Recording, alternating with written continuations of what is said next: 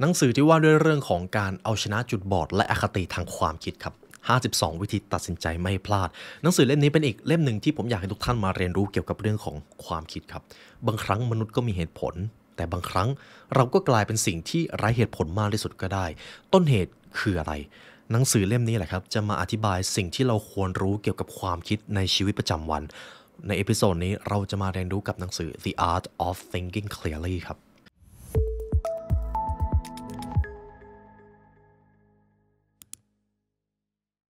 ตำราสู่ความสำเร็จและเนื้อหาพิเศษจากเรา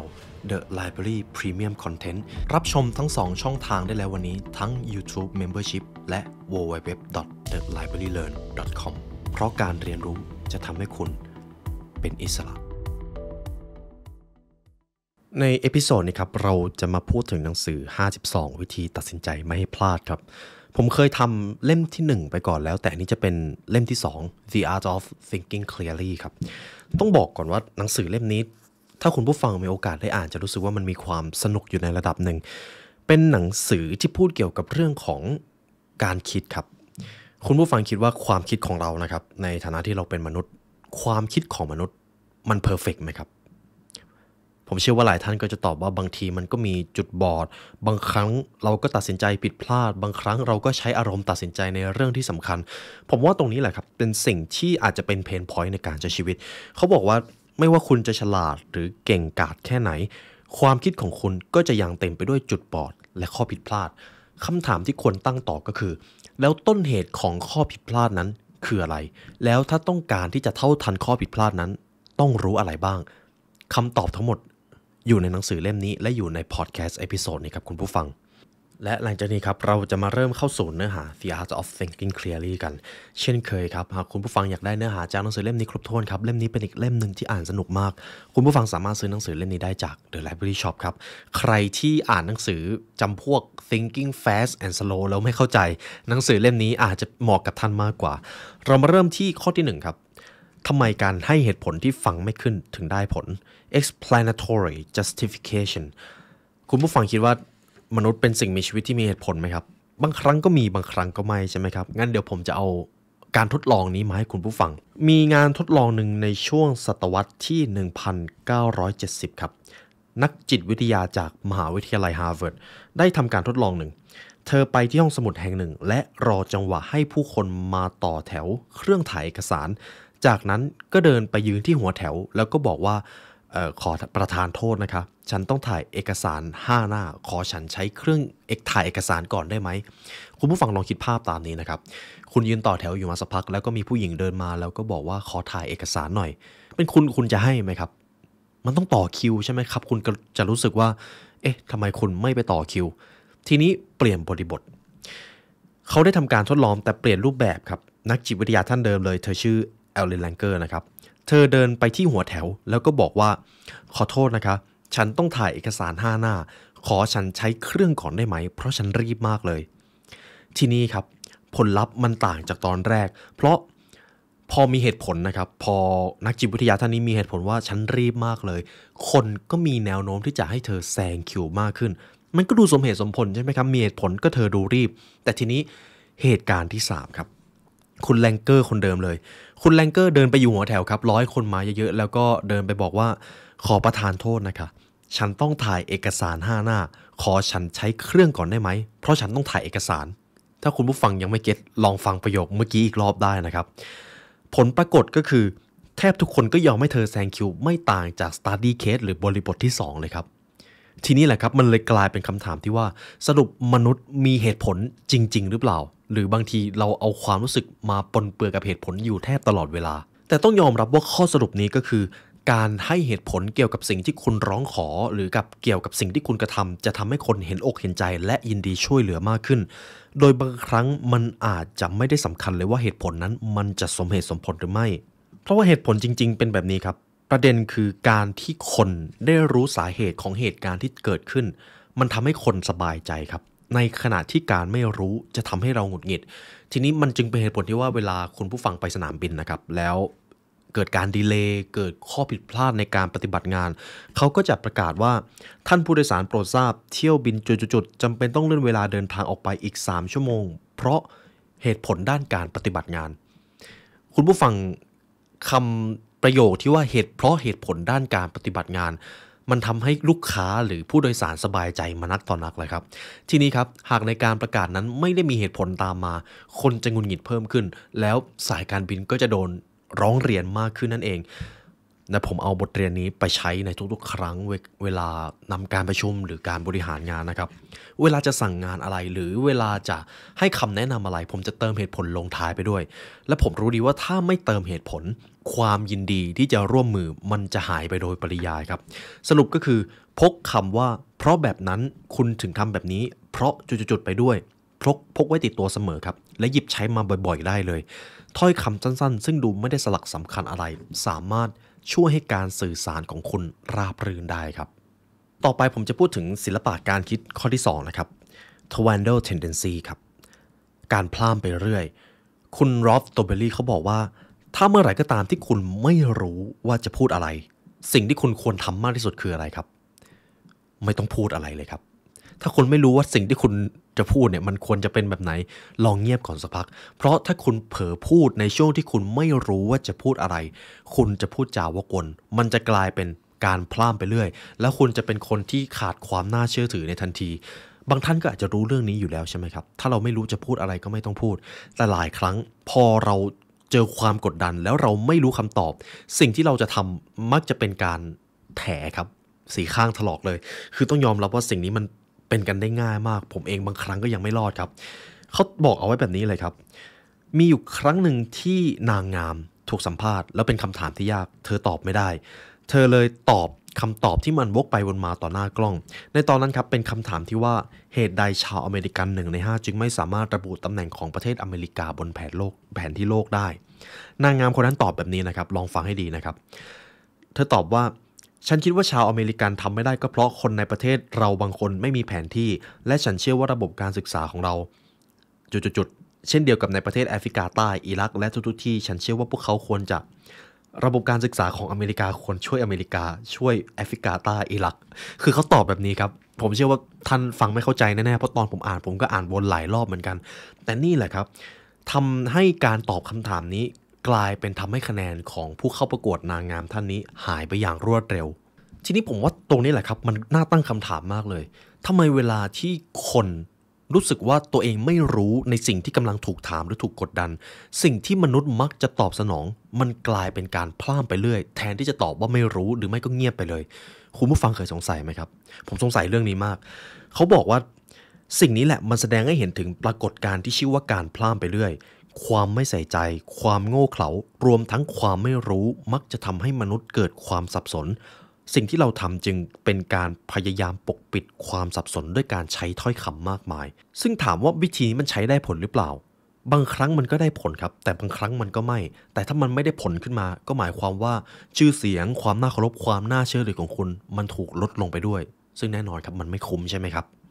และคุณผู้ฟังก็จะมีโอกาสเห็นการพล่ามไปเรื่อยในบ่อยมากไม่ว่าจะเป็นแวดวงเศรษฐกิจแวดวงกีฬาที่มันจะมีความคลุมเครือต่อสถานการณ์และผลลัพธ์ยกตัวอย่างเช่นสมมติมีทีมฟุตบอลทีมหนึ่งเป็นฝ่ายแพ้แล้วนักข่าวก็ไปสัมภาษณ์นักฟุตบอลคุณก็อาจจะเห็นนักฟุตบอลคนนั้นวิเคราะห์เกมแล้วก็วิเคราะห์ว่าเหตุผลจริงๆที่เราแพ้คืออะไรแต่ลึกๆแล้วเขาอาจจะอยากพูดว่าเราแพ้ในเกมนี้มันก็เท่านั้นเองเราแพ้เพราะเราไม่ชนะครับจริงๆเขาอาจจะอยากตอบแบบนั้นก็ได้ครับแต่พอมนุษย์เจอความกดดันเราเลยตอบสนองด้วยการพล่ามไปเรื่อยได้ง่ายมากนั่นเองผมเลยสรุปข้อนี้ได้ก็คือการพูดไม่หยุดคือหน้ากากที่เราใช้ปกปิดความไม่รู้หากคุณรู้สึกว่าสิ่งที่ใครสักคนพูดฟังดูคลุมเครือหรือดูวกไปวนมาก็อาจจะหมายความว่าเขาไม่เข้าใจในสิ่งที่ตัวเองกำลังพูดคำพูดจึงเป็นกระจกสะท้อนความคิดคำพูดของเราจะชัดเจนเมื่อความคิดของเราชัดเจนนั่นเองปรัชญาของความคิดข้อต่อไปที่ผมจะพูดถึงคือ effort justification การใช้ความพยายามเป็นข้ออ้างครับคุณผู้ฟังเคยเจอสถานการณ์ที่ว่าเรารู้สึกผูกพันกับของบางอย่างหรือสถานะบางอย่างสถานะทางสังคมนะครับจากการที่เราทุ่มแรงทุ่มเวลาให้กับมันมายกตัวอย่างเช่นใบปริญญาก็ได้ครับใบปริญญาที่คุณก้มหน้าก้มตาเรียนหามรุ่งหามค่ำอ่านหนังสือแล้วสอบมาพอคุณได้ใบปริญญานั้นมาคุณรู้สึกว่ามันเป็นของที่ล้ำค่ามากเลยใช่ไหมครับแต่ทีนี้ลองเปลี่ยนมุมมองสมมุติคุณเห็นคนที่คุณไม่รู้จักได้ใบปริญญา คุณรู้สึกดีกับใบปริญญานั้นเหมือนเจ้าตัวไหมครับไม่ใช่ไหมครับเพราะอะไรครับเพราะเราไม่ใช่เป็นคนที่ทุ่มแรงกายแรงใจไปเอามันมาด้วยตัวเองนั่นเองทีนี้แหละครับมันจึงเป็นเหตุผลที่ว่าทำไมมนุษย์ทั้งที่รู้ว่าต้องเจ็บแต่เราถึงเลือกที่จะรักนอกจากเกี่ยวกับความรักมันก็ยังเกี่ยวกับเรื่องอื่นๆด้วยนะครับยกตัวอย่างเช่นจอห์นเป็นทหารของกองทัพอากาศสหรัฐเขาเพิ่งสำเร็จหลักสูตรพลร่มและกำลังเข้าแถวรอรับเครื่องหมายประจำหลักสูตรซึ่งมันจะติดอยู่ตรงที่หน้าอกนะครับแล้วในหลักสูตรเหล่านี้นะครับเวลาเขาจะติดเครื่องหมายในช่วงที่รับปีกผู้บังคับบัญชาก็จะมายืนอยู่ตรงหน้าก่อนที่จะติดเข็มกลัดลงบนเสื้อเขาจะทุบให้เข็มกลัดครับไปติดอยู่บนหน้าอกใช่ครับเลือดออกครับเพราะเข็มกลัดมันติดอยู่ที่ผิวหนังแล้วก็ทุบลงไปอย่างแรงจนมันทิ่มเข้าไปในเนื้อแต่ทีนี้ครับสิ่งที่มันเกิดขึ้นก็คือจอห์นนะครับที่เป็นทหารของกองทัพก็มักจะปลดกระดุมเสื้อเม็ดบนเพื่ออวดแผลเป็นเล็กๆทุกครั้งที่มีโอกาสและหลาย10 ปีต่อมาเขาก็นำเข็มกลัดอันนั้นไปใส่กรอบแล้วแขวนไปไว้บนผนังห้องนั่งเล่นมันดูเป็นของมีค่ามากเลยแต่สำหรับคนอื่นปีกหรือเครื่องหมายที่เขาได้มามันอาจจะไม่ได้มีราคาสำหรับคนทั่วไปนี่แหละครับจึงเป็นภาพสะท้อนที่ว่าอะไรที่มนุษย์ได้ทุ่มแรงกายแรงใจไปมันมักจะมีคุณค่าเสมอมันอาจจะมีข้อดีใช่ไหมครับแน่นอนมันทำให้เราเห็นคุณค่าของสิ่งที่เราได้มาแต่ข้อเสียมีนะครับเดี๋ยวตรงนี้แหละครับผมจะอธิบายว่าข้อเสียจริงๆมันคืออะไรตัวอย่างที่เห็นจากนักศึกษาที่จบปริญญากับจอห์นที่เป็นทหารของกองทัพสหรัฐสิ่งนี้มันเป็นภาพสะท้อนที่คนสามารถตกเป็นเหยื่อของการใช้ความพยายามเป็นข้ออ้างกล่าวคือเรามักจะประเมินค่าของสิ่งที่เราทุ่มเทแรงกายแรงใจไว้สูงมากเกินไปแล้วจะเรียกว่าอคติเหล่านี้ก็ได้แหละครับทำให้กลุ่มต่างๆมักหยิบการใช้ความพยายามเป็นข้ออ้างมาทำให้สมาชิกรู้สึกผูกพันกับกลุ่มเช่นการรับน้องในกลุ่มนักศึกษาที่จะมีพิววาใช่ไหมครับมีการกดดันทำให้น้องเนี่ยกว่าจะได้รุ่นมาจะต้องผ่านความยากลำบากมาก่อนแล้วก็บอกว่าถ้าน้องๆไม่ได้ผ่านความยากลำบากมาด้วยกันน้องๆก็จะไม่รักกันสิ่งนี้แหละครับมันเป็นต้นเหตุที่ทำให้มนุษย์เอาเรื่องของการใช้ความพยายามมาเป็นข้ออ้างซึ่งอีกชื่อหนึ่งมันก็มีนะครับเขาเรียกว่าปรากฏการณ์อีเกียครับใช่ครับอีเกียที่เป็นห้างขายเฟอร์นิเจอร์อุปกรณ์จากอีเกียเวลาเราซื้อมาเราต้องเอามาประกอบใช่ไหมครับแล้วเวลาคนได้ประกอบได้ลงทุนลงแรงไปเราจะรู้สึกผูกพันกับเฟอร์นิเจอร์ชิ้นนั้นมันก็เป็นสิ่งที่ดีทางความรู้สึกและตอนนี้คุณผู้ฟังได้รู้จักการใช้ความพยายามเป็นข้ออ้างแล้วแต่ในอีกแง่หนึ่งมันจะเป็นภาพสะท้อนความจริงที่ว่ามันอาจจะไม่ได้สำคัญว่าสิ่งที่คุณทำมามันเป็นการทุ่มแรงกายแรงใจขนาดไหนหากมันไม่ใช่สิ่งที่ดีจริงๆคนอื่นก็อาจจะไม่ได้สนใจมากเท่าไหร่ตรงนี้แหละครับจะเป็นอีกความจริงหนึ่งที่เราจะต้องยอมรับเพราะเรามักจะคิดว่าอะไรก็ตามที่เราทุ่มแรงกายแรงใจไปมันต้องได้ผลลัพธ์ดีแต่ก็ใช่ว่าคนอื่นจะต้องคิดเหมือนเรายกตัวอย่างเช่นคุณอาจทุ่มเทเวลา5 ปีกับการเขียนนิยายเรื่องหนึ่งแต่กลับไม่มีสำนักพิมพ์ไหนสนใจเลยคุณทุ่มแรงกายแรงใจหาข้อมูลเขียนออกมาให้ดีที่สุดแต่ก็ไม่มีใครสนใจนี่แหละครับคือความเป็นจริงหรืออีกตัวอย่างหนึ่งก็เป็นการทำธุรกิจต่อให้คุณจะไปเรียน MBA มากว่าจะได้ใบปริญญาของมหาวิทยาลัยนั้นมาคุณต้องทำงานหนักมากก็ใช่ว่าผู้คนจะยอมรับในความพยายามของคุณจนกว่าคุณจะสร้างผลงานที่มันดีจริงๆออกมาได้นั่นเองฉะนั้นตรงนี้ผมว่ามันมีความลึกซึ้งในตัวมันเองสิ่งที่เราให้ความสำคัญมากก็ใช่ว่าคนอื่นจะให้ความสำคัญเหมือนกับเราใช่ไหมครับทีนี้ผมจะมาถึงปรัชญาการคิดในข้อต่อไปผมจะถามคุณผู้ฟังแล้วก็ให้ลองคิดตามบริบทที่ผมจะพูดต่อไปนี้นะครับสมมติคุณเป็นประธานบริษัทแห่งหนึ่งแล้วมีผู้บริหารอีกคนหนึ่งสมัครเข้ามาแล้วคุณเห็นเลยว่าเขามีความสามารถมีโปรไฟล์มีฝีมือที่เก่งกว่าคุณมากในฐานะที่คุณเป็นประธานบริษัทผู้ช่ำชองการทำธุรกิจคุณคิดว่าคุณอยากให้คนที่เก่งกว่าคุณเข้ามาร่วมงานกับคุณหรือไม่ครับแน่นอนครับในฐานะที่เราทุกคนเป็นคนมีเหตุผลเราก็อยากได้คนที่มันเก่งกว่าเราจะต้องทำงานได้ดีกว่าเรามาร่วมงานกับเราใช่ไหมครับแต่ประเด็นมันคือแบบนี้ครับความจริงก็คือมนุษย์มีสิ่งที่เรียกว่า social comparison bias ครับอคติจากการเปรียบเทียบกับคนที่ดูเหนือกว่าทำไมเราถึงไม่ยินดีต้อนรับคนที่เก่งกว่าคุณผู้ฟังเชื่อหรือเปล่าครับว่าจริงๆแล้วส่วนใหญ่นะครับเรามักจะกลัวคนที่เก่งกว่าเราและเราไม่อยากให้เขามาร่วมงานกับเราเพราะอะไรเดี๋ยวตรงนี้ผมจะอธิบายเพิ่มนะครับนักจิตวิทยาท่านหนึ่งครับชื่อสตีเฟน กาเซียและเพื่อนร่วมวิจัยได้อธิบายถึงกรณีของผู้ได้รับรางวัลโนเบลคนหนึ่งที่พยายามกีดกันไม่ให้นักวิจัยหน้าใหม่ที่มีแววรุ่งสมัครเข้าทำงานในมหาวิทยาลัยครับในโลกนี้นะครับมีคนที่ได้รับรางวัลโนเบลแล้วก็กีดกันไม่ให้นักวิจัยรุ่นใหม่ที่ไฟแรงกว่าฉลาดกว่ามีความสามารถมากกว่าขึ้นมานั่งในตำแหน่งเดียวกัน เพราะไม่ต้องการสูญเสียตำแหน่งของตัวเองครับแน่นอนครับหากเรามองไปมันดูเป็นการกระทำที่ไม่เข้าท่าเลยแล้วมันก็ไม่ควรทำด้วยเพราะเท่ากับว่าคนที่ได้รับรางวัลโนเบลเขาปล่อยให้นักวิจัยอนาคตไกลไปทุ่มเทสติปัญญาให้กับทีมวิจัยอื่นแทนและในแวดวงของการทำงานครับเจ้าอคตินี่ครับอคติจากการเปรียบเทียบกับคนที่ดูเหนือกว่ายังเป็นอีกหนึ่งในความผิดพลาดที่ร้ายแรงที่สุดสำหรับบริษัทเขาเคยเล่าเอาไว้ว่าปัจจุบันนักลงทุนและที่ปรึกษาให้กับผู้ประกอบการเขากล่าวว่าผู้เล่นเกรด A หรือคนเก่งๆจะมองหาคนที่เก่งกว่าตัวเองมาร่วมงานด้วยในขณะที่ผู้เล่นเกรด B หรือคนทำงานธรรมดามักจะจ้างผู้เล่นเกรด C ก็คือไม่จ้างคนที่เก่งเท่าตัวเองส่วนผู้เล่นเกรด C ก็จะจ้างผู้เล่นเกรด D ลงไปเรื่อยๆจนสุดท้ายคุณก็จะได้ผู้เล่นเกรด Z ซึ่งเป็นเกรดที่ต่ำที่สุดนั่นเองคำแนะนำก็คืออย่าหลงไปกับการเปรียบเทียบกับคนที่ดูเหนือกว่าในระยะสั้นคุณอาจจะรักษาตำแหน่งของคุณได้ก็จริงแต่ในระยะยาวจะไม่มีคนเก่งมาร่วมงานกับคุณนั่นเองครับคำแนะนำคือขอให้จ้างคนที่เก่งกว่าคุณมาร่วมงานด้วยจงสนับสนุนคนที่เก่งกว่าคุณหากมองในระยะสั้นการทำเช่นนั้นคุณอาจจะต้องเสี่ยงต่อการถูกโค่นตำแหน่งแต่คุณจะได้รับประโยชน์ในระยะยาวอย่างแน่นอนไม่ทางใดก็ทางหนึ่งและถึงยังไงครับสักวันหนึ่งคนที่วิ่งตามคุณอยู่ก็จะไล่ทันคุณอยู่ดีปรัชญาทางการคิดข้อต่อไปครับ not invented here syndrome อาการหลงไหลได้ปลื้มกับความคิดของตัวเองเรามาตั้งคำถามนี้กันก่อนคุณผู้ฟังเคยรู้สึกไหมครับทำไมคุณถึงรู้สึกว่าอาหารที่คุณทำมากับมือมันอร่อยกว่าอาหารที่ร้านเคยรู้สึกแบบนั้นไหมครับบางท่านก็อาจจะไม่ได้รู้สึกนะครับเพราะไม่ค่อยคุ้นกับการทำอาหารแต่จริงๆผมเองก็รู้สึกแบบนี้นะครับบางคนเวลาทำอาหารของตัวเองกินมาแล้วก็จะบอกเลยว่าอาหารนี้มันอร่อยมากไม่เหมือนที่ไปกินร้านอาหารเลยคือถ้าไม่มองในแง่การคิดผมว่าอันนี้มันเป็นอะไรอีกสิ่งหนึ่งที่น่าสนใจผู้เขียนท่านนี้ครับคุณรอฟดอฟเบลลี่นะครับเขาเล่าว่าเขาเคยทำอาหารเองเป็นครีมเป็นซอสที่เขาทำขึ้นมาเองแล้วก็เอาให้ภรรยากินเขารู้สึกว่าซอสเนี่ยมันเป็นซอสที่อร่อยมากเลยแต่ภรรยาก็บอกว่าซอสที่คุณทำคือมันไม่ได้จริงๆคือมันไม่อร่อยครับคุณรอฟดอฟเบลลี่ก็ไม่หยุดพยายามครับเขาบอกว่าโอ้โหนี่ผมปรุงมาอย่างดีเลยนะซึ่ง2 สัปดาห์ต่อมาครับภรรยาของเขาก็ลองเล่นทริคอะไรบางอย่างภรรยาเขาครับซื้อซอสมา2 ถ้วยซอสแรกก็เป็นซอสที่มาจากห้างนะครับซึ่งมันมีความอร่อยอยู่แล้วกับซอสถ้วยที่2ครับเขาบอกว่าซอสนี้เป็นซอสฝีมือเชฟชื่อดังชาวฝรั่งเศสเลยคุณรอฟโดเบลลี่ก็เลยอยากลองชิมหลังจากนั้นครับคุณรอฟก็ชิมครับเขาก็บอกว่าโอ้โหซอสกระปุกแรกที่ซื้อมาจากห้างเนี่ยมันอร่อยเหมือนกันนะเนี่ยแต่ซอสที่มาจากเชฟชื่อดังชาวฝรั่งเศสมันไม่อร่อยเลยอะแล้วบอกซื้อมาจากเชฟชาวฝรั่งเศสแพงขนาดนี้แต่ไม่อร่อยเลยเนี่ยนะภรรยาก็ขำเลยครับแล้วก็บอกว่าคุณรู้หรือเปล่า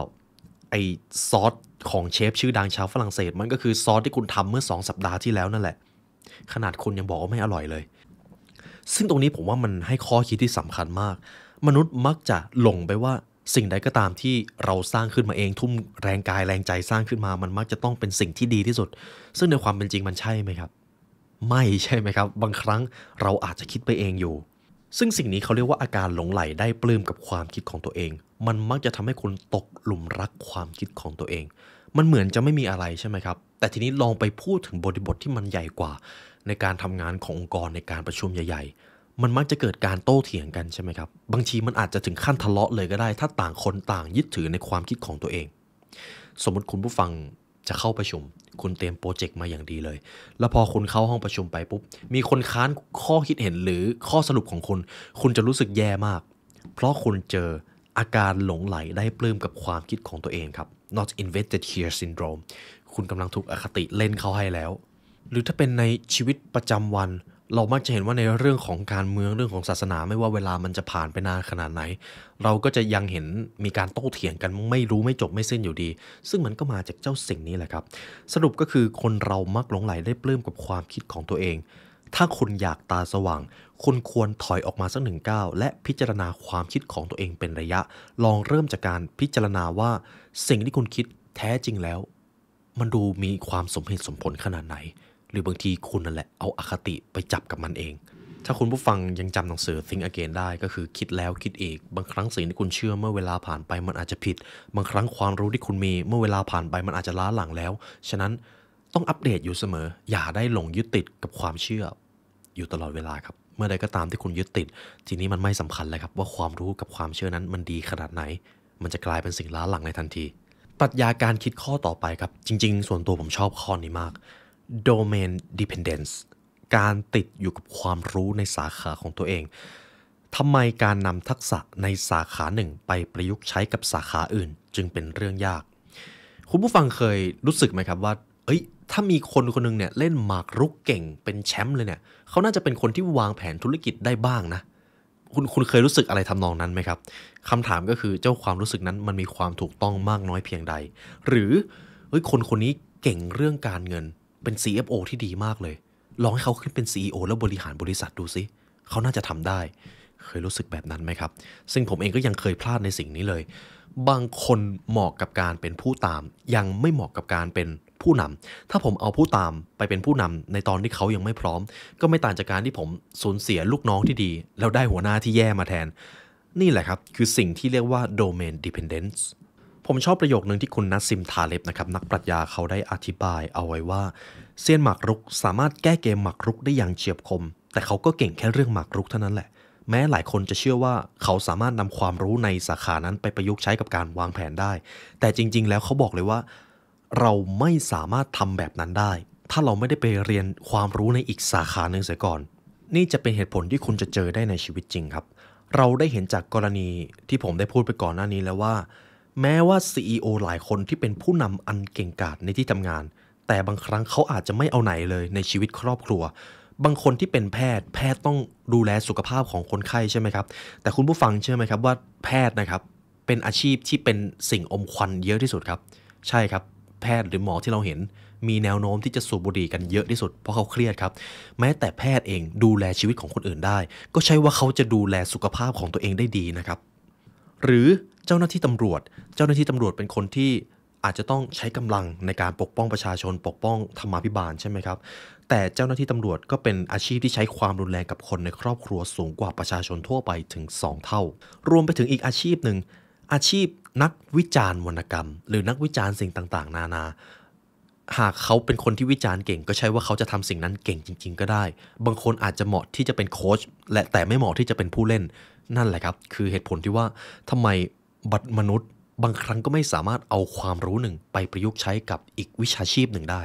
ปรัชญาทางการคิดข้อต่อไปครับ false consensus effect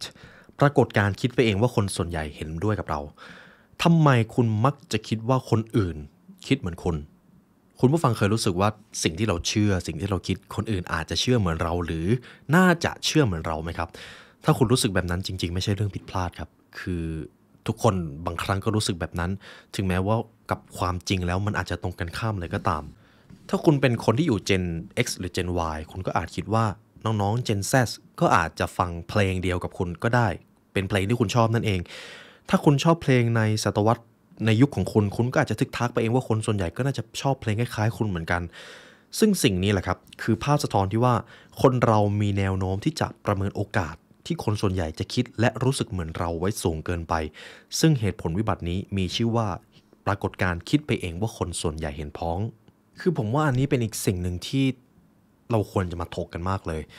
ปรากฏการณ์นี้ครับมันจะเป็นอีกสิ่งหนึ่งที่สะท้อนว่าทำไมเวลาเราเชื่ออะไรก็ตามเรามักจะคิดว่าคนอื่นจะต้อง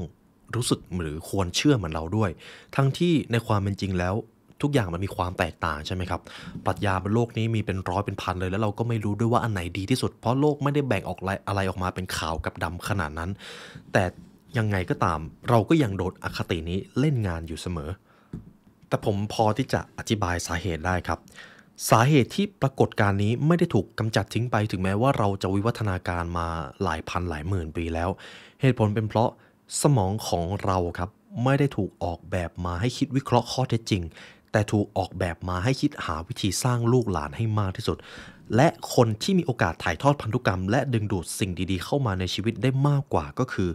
คนที่รู้ว่าตัวเองกล้าหาญและน่าเชื่อถือครับคนที่เชื่อมั่นในตัวเองสูงนั่นเองเชื่อว่าคนอื่นจะต้องเชื่อเหมือนเราอะไรประมาณนั้นครับปรากฏการณ์นี้จึงทำให้คนมักจะเชื่อว่าคนอื่นก็มองพวกเขาอย่างนั้นเช่นกันคนกลุ่มนี้จึงมีความมั่นใจและทำให้ผู้อื่นประทับใจได้มากกว่าส่วนคนที่ไม่มีความเชื่อมั่นเช่นนั้นจะมีเสน่ห์น้อยกว่าผมจะสรุปให้ง่ายๆนะครับคุณต้องระลึกไว้เสมอว่าความคิดเห็นของคุณบางทีคนอื่นจะไม่ได้คิดเห็นเหมือนกับคุณเลยและที่สำคัญคืออย่าเพิ่งรีบทึกทักเอาเองว่าคนที่คิดต่างจากคุณเป็นคนที่ ล้าหลังหรือไร้สมองอย่าเพิ่งคิดแบบนั้นครับสิ่งที่คุณควรทำคือการตั้งคำถามกับความคิดของตัวเองแทนที่จะตั้งแง่กับคนอื่นนั่นเองเพราะวิธีนั้นมันจะทำให้คุณดูเป็นคนฉลาดกว่านั่นเองครับและนี่ก็เป็นส่วนแรกของหนังสือ The Art of Thinking Clearly ที่ผมนำมาให้คุณผู้ฟังนะครับหากอยากฟังต่อก็สามารถคอมเมนต์มาได้นะครับเผื่อผมจะทำพาร์ทที่2เพิ่ม